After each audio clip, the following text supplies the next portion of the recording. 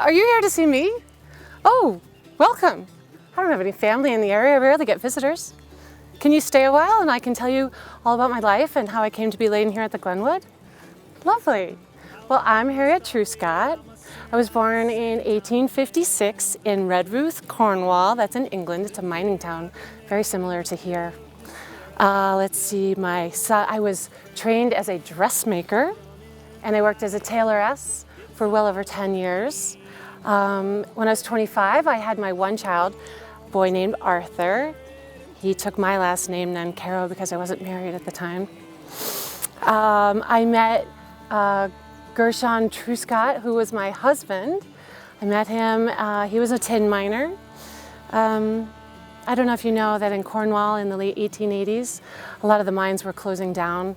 They'd mined all of the good rock out of there and everything had to move on. The mines were closing and the miners moved on looking for other opportunities. So shortly after we were married, we got on the City of Richmond steamer for New York, and then we came to Park City, where Gershon, everyone knew him as Gus. Gus got work at the Daly mine, and we settled into a small little cabin near the Marsack Mill. So little family, I was very optimistic. Things were going really well in Park City. But that doesn't tell you how I came to be laying here at just the young age of 36. I'll warn you, this part of my story is tragic and quite gruesome. It just was one mistake, and I would imagine everyone laying here in the cemetery has some regret, something they left undone in their life, or some poor choice that brought them here, and that's what happened to me.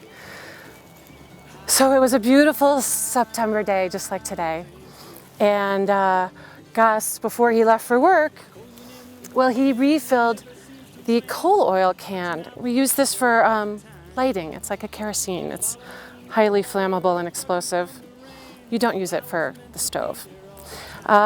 He went to work and Arthur was out of the house with other young men and playing, and I went about my daily chores, my morning chores, and when I went to light the cook stove to start dinner, I saw the can and I just thought, just a splash would get it going faster. And so this careless, poor decision led to a quick explosion, and the can exploded, burning oil all over the house and all over my clothes and my hair, and I ran screaming from the house. And people came quickly and they helped tear these burning clothes off my body and wrapped me in a blanket to put the flames out, and the house is on fire, and my neighbor Jane Parker shot a pistol quickly in the air, 5 shots, to alert everyone that there was a fire, because you know how quickly fire can spread in a town like this. And from the Marsack Mill nearby, they quickly brought a fire hose, and they were dousing out the houses, but mine burnt down, and somebody had gone for the doctor and somebody had gone to get Gus, and I was laying in my neighbor's home, badly burnt, clearly. And well, everyone did what they could for me, but I struggled and succumbed to these burns by the next morning. And because Gus was a member of a civic organization, they were able to lay me here at the Glenwood. Now, why am I here alone? Well, 6 months after my passing, they all thought it was better if Arthur, who was 12, would return to Cornwall and live with my family who could care for him. He sailed alone, actually, with some Cornish miners that were also returning home. They chaperoned him. Gus continued on at the Daly mine, and until a poor decision on his part led to a drastic change in his life as well. So he would drill the holes and lay the fuses, and one day, for some reason, he just stopped for a moment to move some lumber out of the way, and one of the explosives nearby it unexpectedly exploded and threw him to the ground, and the rock and the debris landed on him and buried him alive. And then the other explosions went off, and he was left buried. And the other miners came and they dug him out quickly, and he was still alive, just with a gaping hole in the back of his head. But they all thought he would pass. But somehow he survived that, and he decided also to return to Cornwall.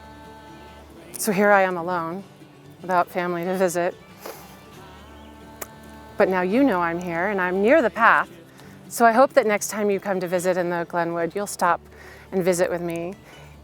And might I ask that when you do think of me, you don't think of that tragic, charred body laid to rest here, but you think of me as Harriet Truscott, a fair English dressmaker, mother, wife, and someone who came to Park City full of optimism. Thank you.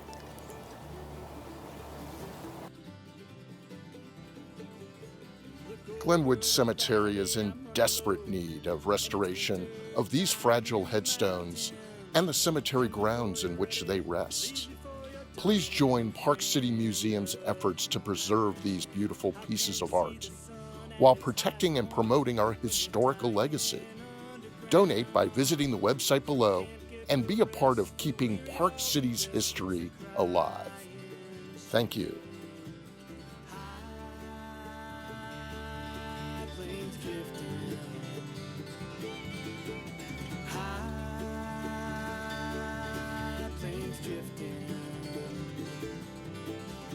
Cold wind in the morning never seems to wane, watching out for trouble all the time, following the water, ducking from the rain.